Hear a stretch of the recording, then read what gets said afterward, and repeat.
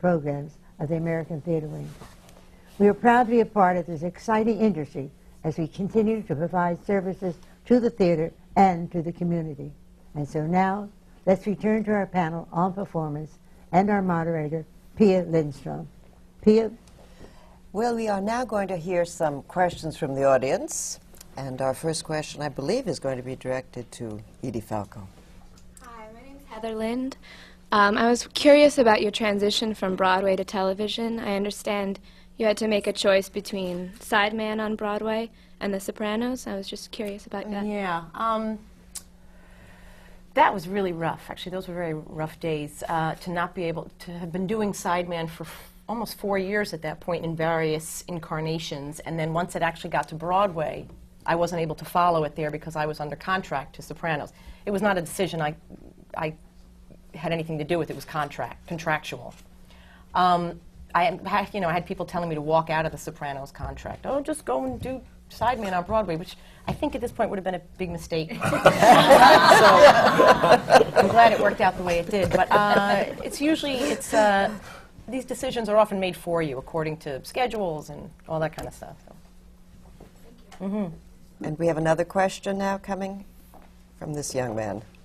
Hi, I'm Andy Donald, and my question is for the panel. I was just wondering how you guys maintain the freshness and spontaneity of a performance over 8 shows a week, and then, especially in the case of Mr. Cullum, how you do it over a year, how you do it over a year and a half, and when is it time to leave a show? That's your question. Well, it's extremely difficult for me to keep up for 8 performances right now because I'm only doing 6. And believe me, those 2 performances I'm not doing are very hard to keep my concentration on the show.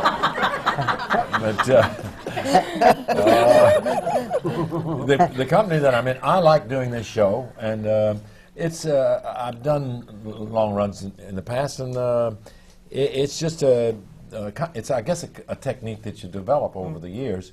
If you really like what you're doing and you're proud of what you're doing, you're not going to want to do a bad show. So you figure ways to keep fresh. And even though I'm not a method actor, I do use kind of my own feelings to make the show slightly different all the time. And so there's a certain variety. What might not be make much difference to anybody except me and maybe a couple of people on the stage who'd like to kill me, but it helps keep the performance fresh because I do a little something different in the long run all the time. And you go through periods, I'm sure. I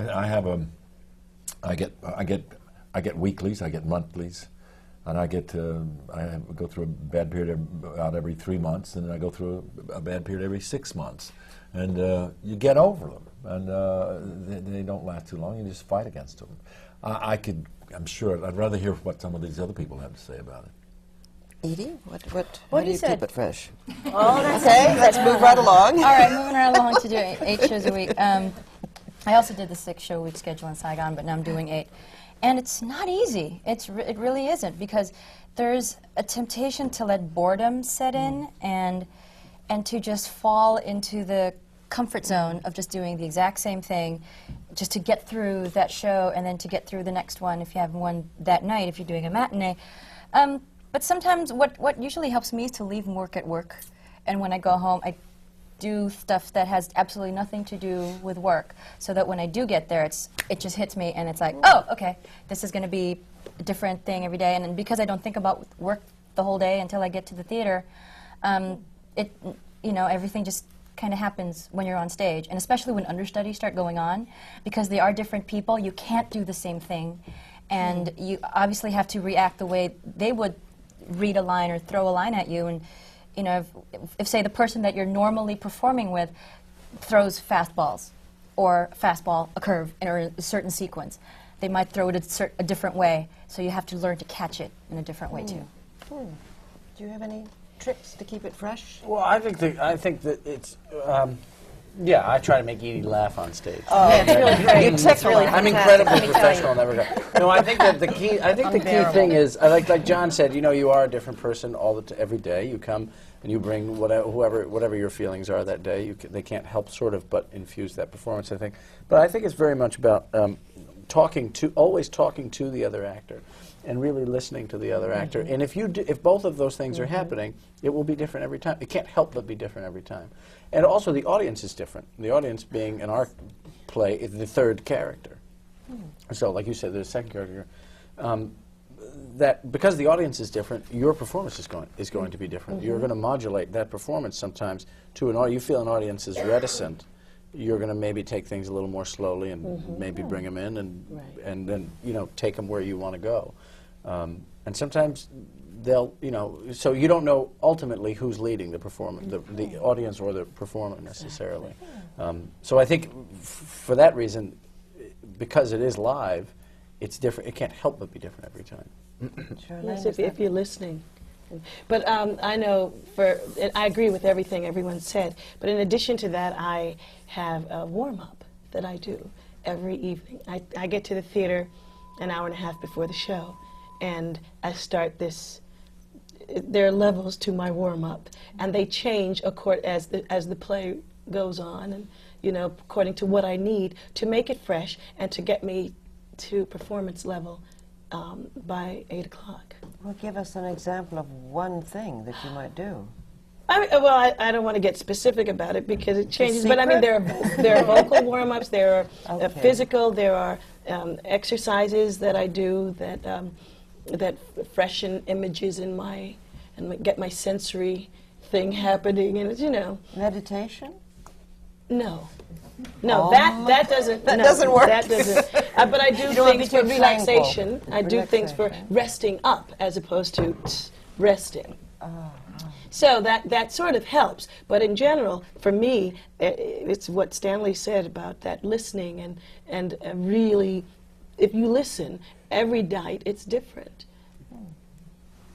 Well, I get to kiss Matthew Morrison all night long, so it stays fresh for me.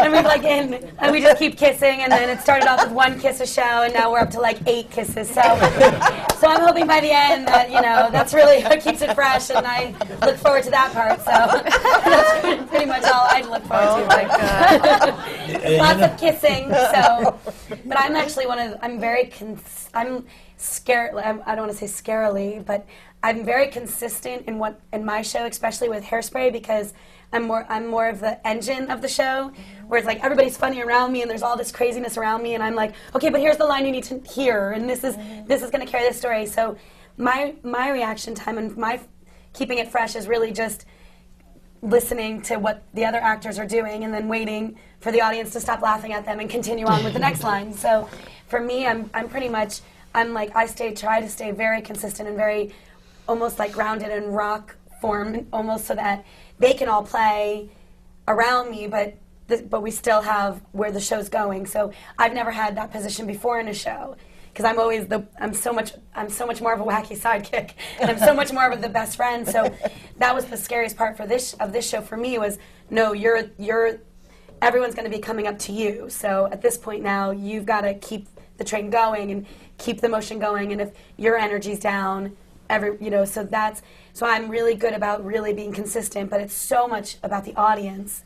If they're not laughing at the first 10 jokes in the show, you need to don't wait for those laughs, don't hold, and people get into rhythms of waiting. They know, Harvey's going to say something really funny here, so everybody waits and does their freezes, and I'm like, no, there isn't going to be a laugh. They didn't laugh yet. So you got to really, really, really be focused to the audience and how they're giving you. And I mean, matinee audiences some days are younger audiences. For our show, it's more kids or older people, where you're like, oh, they're going to get this joke, so you got to, you're going to wait longer, or just the audience's energy, you just really, I find that's so much part of the show. So because of that, every night it is so different, figuring in them. I think that's more of a problem in a long-run show than anything else. Is the fact that even people that have done a lot of theater have a tendency to come off after the first moment in the show, if they've been in the show for a while, and they decide that the audience is no good. Yes. Oh, that Believe is me, so that is hard. That's the the worst. killer. That's the hardest thing to Yeah. fight against. There's somebody out there Who's getting that's going to. You better play too, because it's going to come back and bite you in the butt.